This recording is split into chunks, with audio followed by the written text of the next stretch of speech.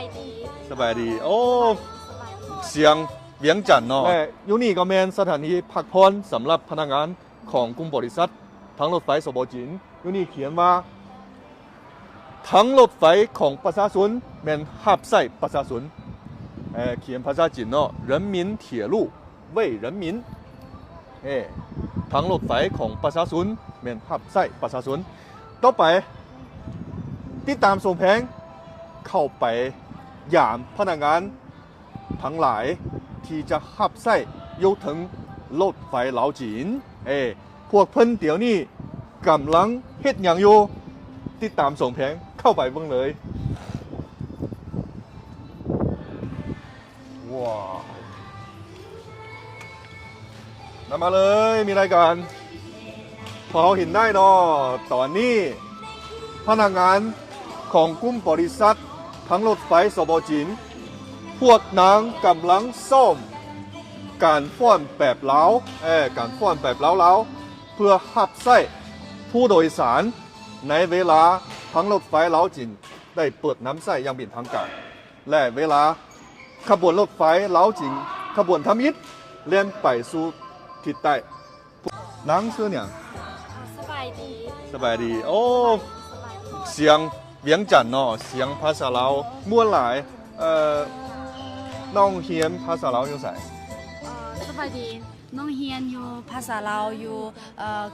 ประเทศจีนนี่มี2 ปีแต่ได้ไปเคยไปเฮียนอยู่ประเทศลาว5 เดือนอ๋อยังเคยไปเฮียนอยู่ประเทศลาวโดยเฮียนอยู่จีนเฮียนอยู่คุนมิงบ่โดยแม่นแล้วไปยกระดับอยู่ประเทศลาวโดยไป5 เดือนไป5 เดือนเฮียนอยู่ของเฮียนอันไหนประเทศลาวบ่ไปประเทศลาวเฮียนอยู่โรงเรียนมหาวิทยาลัยแห่งชาติลาวโอ้เฮียนอยู่มหาวิทยาลัยแห่งชาติลาวอ๋อแล้วก็รู้สึกเฮียนภาษาลาวยากบ่น้องคิดว่ามันก็ยากอยู่บ่ง่ายแต่มันก็ยากอยู่เพราะว่า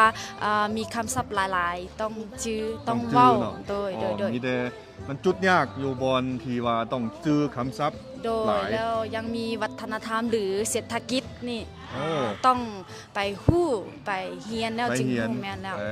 เมื่อกี้นี่น้องบอกว่าเคยไปประเทศลาวแล้วไปเรียนเนาะแล้วก็เคยไปเที่ยวอยู่ประเทศลาวอยู่บ่อนใดแดน้องเคยไปเที่ยวอยู่นครหลวงเวียงจันทน์เพราะว่าไปเรียนอยู่นครหลวงเวียงจันทน์นี่แล้วไปเคยไปพิธีการเตียงดอกคนลาวนั่นแหละพิธีเตียงดอกโดยแม่นแหละแล้วยังไปเคยไป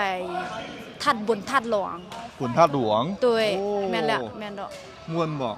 ม่วนคนหลายแท้คนหลายแท้อ๋อน้องเวลาเส้นทางรถไฟลาวจีนได้เปิดน้ำใส้ยังเป็นทางการแล้วน้องสิไปขับใส่อยู่ถึงขบวนรถไฟแม่นบ่แม่นแล้วโอ้คันสั้นปัจจุบันเดี๋ยวนี้อีกพอท้ายได้มือเนาะทางรถไฟลาวจีนก็จะเปิดน้ำใส้แล้วแม่นแล้วก็จะมีผู้โดยสารของ2ประเทศจีนลาวจีนก็จะไปมาหาสู้กันแม่นในโอกาสนี้น้องมีคำเว้าอีหยังบ่ที่จะเว้าสู่เพื่อนมิตรของประเทศลาวมีบ่มีโอเคต่อไปเนาะให้น้องมาเว้าภาษาลาวมาเกล่าวคำอวยพรสู่ผู้โดยสารผู้เพื่อนมิตรของประเทศลาวจำนวนหนึ่งพวกเขามาฟังว่าน้องเว้าแนวใดเพราะว่าน้องเคยไปประเทศลาวแล้วรู้สึกหมู่เพื่อนอยู่ในประเทศลาวและยังรู้สึกอาจารย์เนาะหลายคนแล้วเดี๋ยวนี้ทางรถไฟลาวจีนก็ใกล้จะเปิดแล้วน้องอยากว่าถ้าทางรถไฟลาวจีนเปิดแล้วน้องหวังว่าหมู่เรียนทุกๆคนอยู่ประเทศลาวหรืออาจารย์อยู่ประเทศลาวยินดีต้อนรับทุกๆท่านมาเที่ยวประเทศจีนยินดีต้อนรับทุกๆท่านมาเที่ยวคุนหมิงหรือมาเที่ยวบ้านเกิดเมืองนอนของข้าพเจ้าของน้องนี่แหละยินดีต้อนรับทุกๆท่านยินดีต้อนรับน้องเป็นคนเผาลือแม่นแหละน้องเป็นคนเผาลืออยู่เมือง12 ปันนาโอ้บ้านเกิดอยู่12 ปันนาโดยฉะนั้นน้องก็ยินดีต้อนรับท่านมาท่องเที่ยวอยู่12 ปันนาแม่นแล้วและอยู่คุนมิงก็คืออยู่ยุนนานก็คืออยู่ทั่วประเทศจีนโดยอันน้องมัก สิ่งของประเทศลาวเนาะ แม่น มัก น่ะ มีสิ่งหยังมักที่สุด มักที่สุดแม่นอาหาร อาหาร เครื่องอาหารเครื่องกินนี่แหละ อ๋อ แล้ว เครื่องกิน ยังมีเครื่องแบบสุดหนึ่งเสื้อ สุด ผ้าสดแม่นแหละ เป็นสิ้นเนาะสิ่งของ สิ้นเสื้อก็ มักอยู่ สุดแบบลาว แม่เพราะว่าแม่น้องเป็นผู้หยิบเสื้อผ้าเครื่องสุนทรลือนี่แหละ ๆโอ้เครื่องตัด แม่นแหละเครื่อง เครื่ ตั อ ด งตัด หยิบ เย็บ แม่นแหละแม่น ของ แหละ เขาลือเนาะ แม่นแล้วอยู่เฮือนเฮ็ดตนเองนี่แหละ น้องก็ปิดเนาะ น้องบ่เฮ็ดบ่เป็น แต่ว่าแม่ แม่น้องเป็น ดีหลายน้องกิ่งหลายเนาะมีรายการเพิ่นเว้าภาษาลาวเสียงแจ้งเป็นเสียงเวียงจันทน์แล้วก็เว้าเรียนหลายเนาะมันเรียนมีแต่2 ปีเรียนอยู่จีน แม่นแล้ว เรียนอยู่จีนมีได้2 ปีแล้วไปยกระดับอยู่มศอยู่มหาวิทยาลัยแห่งชาติเป็นเวลา5 เดือน แม่นแหละแม่นแหละ แล้วนางบอกว่ามักอาหารลาวและสุดแบบลาวๆที่สุดโอเคกิ่งหลายฉะนั้นเมื่อนี้ส่งแพงยินดีที่ฮู้จัก ยินดีที่รู้จักหลาย ดีหลาย ยิน ดี ดี หลาย ต้อนรับทุกๆท่านมาเที่ยวประเทศจีน มาเที่ยวเมือง 12 ปันนาเด้อ โอเคขอบใจน้องขอบใจน้อง บ่เป็นหยังดอก โอเคน้องป้อนก่อน โดย ทดสอบก่อน เข้าใจ ขอบใจโอ้งามหลายต่อไปเนาะพวกเขาไปยังไปสัมภาษณ์พวกเพิ่นหน่อยนึง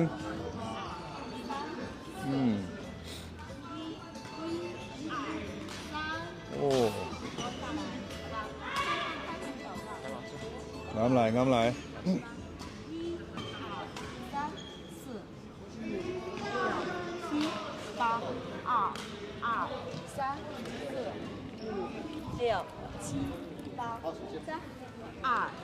老师好你好，สบายดี สบายดี โอ้อาจารย์สอนการฟ้อนแบบเราก็เว้าภาษาเราได้เนาะ你也可以说一些老挝语就我算了吧，我还是就是不在这儿献丑了吧。那您可以简单的说一句打招呼的话老挝语就撒摆迪，สบายดี 撒摆迪 โอเคเพิ่นเป็นอาจารย์สอนเนาะเป็นอาจารย์สอนการฟ้อนแบบเราให้พนักงานทั้งหลายที่จะหับใส่อยู่ทั้งขบวนรถไฟลาวจีนเมื่อกี้นี้เพิ่นก็ถามว่าทักทายสบายดีเนาะโอเคให้เพิ่นสืบต่อสอนการฟ้อนเนาะโอเคสมแพงก็บ่รบกวนเพิ่นแล้วต่อไปยัง还有谁会老挝语啊您知道吗边上的对对对穿条衣服的โอเคติดตามส่งเพลงพวกเขาไปถามเบังดูยังมีไผได้เว้าภาษาเราได้โอ้我们的这个小美女她也会讲。สบายดีเป็นสาวงามเนาะหมดทุกคนเนาะ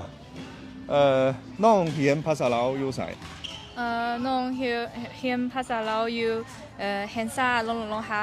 คุณมิงประเทศจีน โอ้ล่อหลอมคุณมิงเรียนอยู่คุณมิงน้องก็เคยไปประเทศลาวบ่ ไป เคยไปเนาะ เคยไปสมบี เคยไป2 ปี no เคยไปหกโมง 6 เดือนเนาะ 6 เดือน 6 เดือนอยู่เรียนอยู่ลาวเนาะ เฮียนอยู่ อยู่มศม อยู่ หาวิทยาลัยเฮน อยู่ ซ่าม ศอยู่เวียงจันทร์ อยู่เวียงจันทน์ 对น้องรู้สึกว่าเวลาไปเรียนอยู่ประเทศลาวรู้สึกว่ามีหยังน่าประทับใจที่สุด มีอาหารต่างๆมีตำมะฮง ตำบักฮง มีมักสุดของเราเนาะสิ้นของสุดแบบลาว ถงชิง ๆของชิ้นเป็นสิ้นเพิ่นน้องบอกว่ามักสิ้นเป็นเครื่องนุ่งของถือของแบบลาวๆเนาะและอาหารลาวคือตำบักฮงเพิ่นก็มักที่สุดโอเคเชี่ย ขอบใจ ขอบใจสำหรับการไล่สดครั้งนี้ขอจบลงเพียงเท่านี้เสือบต่อติดตามรายการของส่งแพงต่อไปเด้อบายขอบใจที่ได้ติดตาม 现在都给我放在音响边上去，放到音响边上。อย่าให้มันแมนว่าไอ้มีแฟนต่างแดนแสน